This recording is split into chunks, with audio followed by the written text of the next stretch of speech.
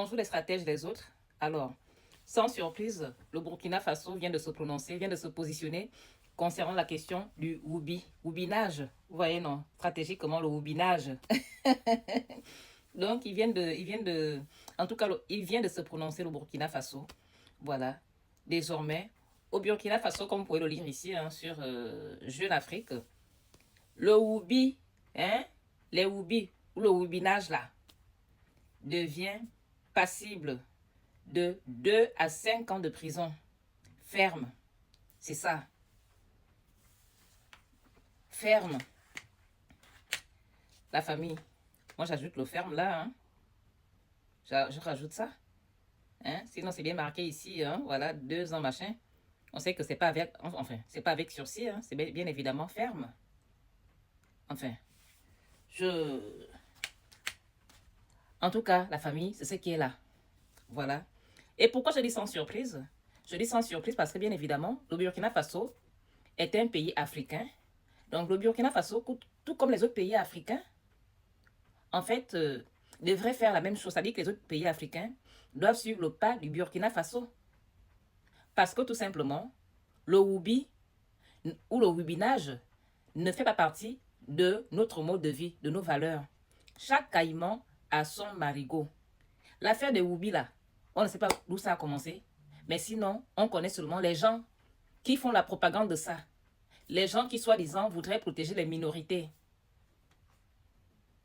La famille. Et l'abomination continue quand certains vont jusqu'à justifier l'injustifiable en disant que tout comme ceux qui ont cette teinte-là, vous voyez, dans cette teinte-là, on devrait aussi soutenir les woubinages ou les woubi, les recto verso. C'est là que tu comprends en fait dans quel monde on se trouve. Comment on peut aller jusqu'à comparer un acte qui est en plus, en fait, que l'acte soit apprécié, soit accepté par certains et rejeté par d'autres, ça reste un acte. Comment on peut comparer un acte à un être humain, bien qu'il ait cette teinte, la famille? Voici même les choses qui doivent conforter la position des Africains. Parce que ça prouve le mépris, vraiment le mépris de certains vis-à-vis de ceux qui ont cette teinte-là. Parce qu'aller jusqu'à comparer ceux qui ont cette teinte-là au woubinage, au woubi, au recto verso, à l'alphabet, c'est qu'il y a un problème. Même s'il est vrai que ça fait un moment que nous avons constaté en fait que ce monde va mal, que ce monde court en cacahuète, la famille. Qu'à cela ne tienne, une chose est sûre, c'est que nous devrions garder nos valeurs africaines. C'est pourquoi ici, je ne vais pas finir cette vidéo sans interpeller le général Oligui. Parce que depuis que le général est là, je nécessite de poser la question, de savoir quelle est sa position sur cette question. Et sa position ne doit pas se limiter sur les lèvres, sur ses lèvres. Ça ne doit pas se limiter, c'est-à-dire sur les simples paroles. Ça doit être marqué dans notre constitution. Les gens, certains me disaient, oh non, on est en transition, ce n'est pas le moment, machin et tout. C'est quelque chose que les députés doivent traiter. Mais pourtant, le général avait bel et bien nommé les députés dans cette transition. Le général Oligui n'avait pas respecté sa propre charte. Il s'était octroyé, comme ça, président de la transition. Alors que ce n'est pas ce que sa charte disait. Mais quand je parlais, je lui demandais que monsieur le général Oligui, s'il vous plaît, la question des recto verso, qu'est-ce qu'on en fait? Les émergents, en leur temps, avaient dépénalisé cette question. On ne sait pas le pourquoi du comment, alors qu'il y avait un certain vie, d'après ce qu'on disait, qui exterminait les gens. Ils avaient confiné les pères de famille et des mères de famille dans les maisons comme des enfants. Pendant ce temps, dépénalisation des recto verso. On ne sait pas où était l'urgence. Mais bon, nous autres là, qui voyons clair ce qui se passe dans ce monde, on a compris. On a compris d'abord même l'histoire du coco picouse. On a compris. Et on a compris le pourquoi, du comment. Ces dépénalisations, pendant cette période, à part les aveugles volontaires, ceux-là qui ne veulent pas voir plus loin que le bout de leur nez, les mêmes là, qui commencent en fait, qui continuent en fait à crier sur nous autres là, qui dénonçons les choses. Donc, monsieur le général Oligui, monsieur le président du Gabon, puisque vous êtes maintenant président du Gabon, grâce à votre élection qui avait été faite en fait en votre faveur, qui avait été préparée, organisée en votre faveur, mais qu'à cela ne tienne, quand est-ce que vous comptiez en fait suivre le pas du Burkina Faso? Voilà le Burkina Faso qui n'a même pas attendu les élections pour se prononcer sur cette question, pour se positionner sur cette question. Ils n'ont pas attendu cela. Parce que le président Ibrahim Traoré travaille dur pour la souveraineté de son pays. Ce n'est pas les libérations de la bouche. On dit souvent que dans la vie, ce qui doit le plus compter sont des actions, des actes et non les paroles. Donc, pendant que vous, au Gabon, vous chantez la libération dans la bouche, vous organisez les fêtes de libération, au Burkina Faso, ils parlent pas de libération. Eux, ils sont dans les actions. Les actions qui réellement participent à une réelle libération. Donc, maintenant, vous êtes président du Gabon. C'est vrai que là, vous êtes en train de faire vos législatives. Hein? Mais, à quel moment vous allez vous situer le Gabon sur cette question? Parce qu'on veut retrouver nos valeurs gabonaises, nos valeurs africaines. Les recto verso ne font pas partie de nos us et coutumes, ni de notre mode de vie, ni de notre éducation, ni de nos valeurs en fait. Rien. On n'est pas collé à ça de près comme de loin. Donc, à quel moment vous allez vous situer, vous allez situer le Gabon, vous allez positionner le Gabon, dire les choses clairement, marquer les choses dans notre constitution, comme cela vient d'être fait au Burkina Faso là. C'est de ça dont il est question. Ce n'est pas chanter à gauche, à droite, libération, libération, libération, pendant qu'on est en train de renforcer des liens qui n'ont jamais rien apporté de bon au Gabon et aux Gabonais. Pour preuve, vous avez fait le coup d'État, comme vous-même vous l'appelez. La preuve. Donc, si les liens que vous êtes en train de renforcer avec les mêmes gens de depuis, comme disent nos parents, pour nous kala apporter quelque chose au Gabon, il n'y aurait pas eu le coup d'État. Les Gabonais seraient heureux aujourd'hui. Mais pourtant, c'est dans ça que vous continuez. Et vous nous chantez que vous avez libéré le Gabon. On ne sait pas de qui vous nous avez libéré, puisque jusqu'à présent, on ne l'a pas encore entendu. Parce que M. Ali Bongo lui-même, la maladie l'avait déjà mis hors jeu. D'ailleurs, c'est pour ça que le coup d'État avait eu lieu. Si Ali Bongo avait sa forme, jamais le coup d'État aurait été fait. On serait encore là avec Ali Bongo au pouvoir. Monsieur le Président, on vous attend sur cette question. On vous attend.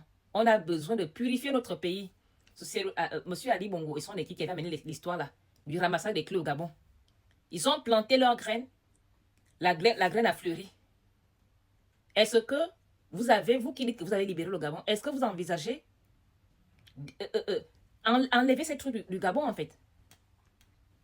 Il ne s'agit pas ici de faire quoi que ce soit à ces Gabonais qui sont les victimes de la société d'aujourd'hui, qui font déjà cette pratique. Ce n'est pas ça la question.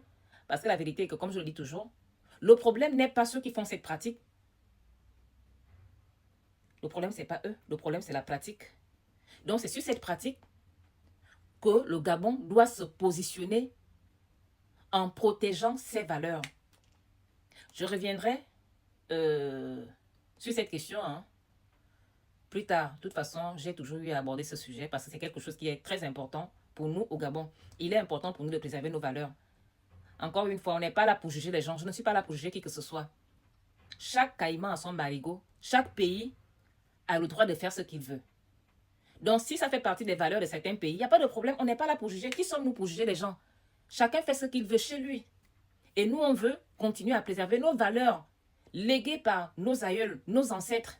C'est de ça dont il est question. On ne veut pas des valeurs universelles. Ça n'existe pas. Dieu n'est pas bête.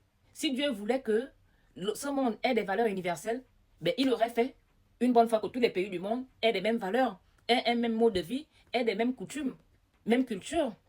Mais il n'avait pas fait.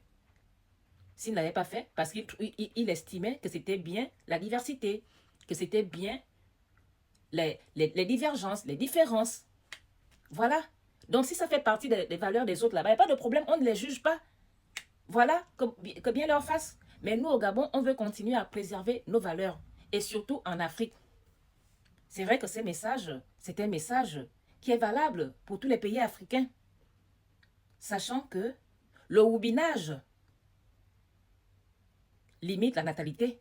Le houbinage ne permet pas une augmentation de la population. Et en Afrique, on a besoin que notre Afrique soit peuplée. Parce que déjà, le nombre qu'on est là, regardez comment, certains marchent sur nous.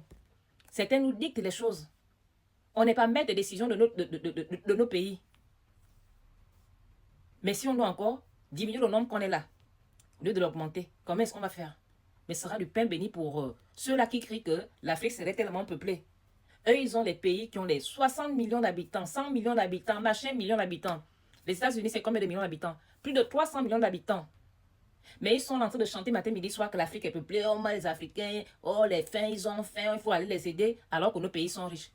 Quand on leur dit maintenant, partez de notre pays, des pays pauvres, ils disent non, on ne part plus au machin. Ils commencent à créer en fait des manipulations. Vouloir monter les Africains les uns contre les autres. Et pourtant, vous dites que nos pays sont pauvres. Normalement, quand un endroit est pauvre, on te dit de partir de là. Tu pars de là? Hein? Tu pars de là? Au contraire, tu es même content de partir de là? Normalement, dans un pays pauvre, tu es dans un pays pauvre, on te dit de partir de là. Toi qui es milliardaire, tu es venu avec ton argent, machin, soi-disant pour investir ou quoi que ce soit, mais tu dis merci, ok. Quand vous voulez rester dans votre pauvreté, il n'y a pas de problème, je prends mes valises, mes milliards, je vais ailleurs en fait, je vais chez moi investir là-bas alors.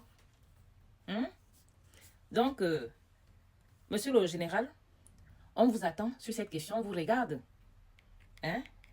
Parce que quand moi je dis aux Gabonais que vous n'êtes pas là pour l'intérêt du Gabon et des Gabonais, ils pensent que moi je suis contre vous. Je ne suis pas contre vous. Je ne suis pas contre vous. La vie, c'est la stratégie. Je dis simplement la vérité et je me dis que quelque part, peut-être que ça vous amènerait en fait à vous dire que oui, bon, je vais essayer vraiment de libérer réellement mon pays. Parce que tout est possible, hein. Et il n'est jamais trop tard. Et vaut mieux tard que jamais. Donc, c'est vous qui êtes au pouvoir aujourd'hui. Donc, vous avez avec vous toutes les clés en main pour réellement libérer ce Gabon. Je dis bien, tout est possible. Il suffit de le vouloir. Mais est-ce que vous le voulez? Question. Donc, la famille, merci de partager cette petite vidéo. Vous savez que ceux qui ont ce type de messages ne sont pas assez, ont une visibilité restreinte, hein, réduite par les propriétaires des réseaux sociaux. Et du coup, on ne peut que compter sur vous, en fait, pour contourner cette censure injustifiée. Donc, les amis, stratégiquement, la vie, c'est la stratégie. Donc, faites les choses pour que cette vidéo soit suivie par plus de monde. En tout cas, je vais compter sur vous. Et surtout, laissez vos avis ici en commentaire sur cette question du houbinage. Hein? Est-ce que, selon vous, le président Ibrahim Traoré, en tout cas le Burkina Faso, a bien fait de condamner cette histoire ou pas? Qu'en pensez-vous? J'ai hâte de vous lire.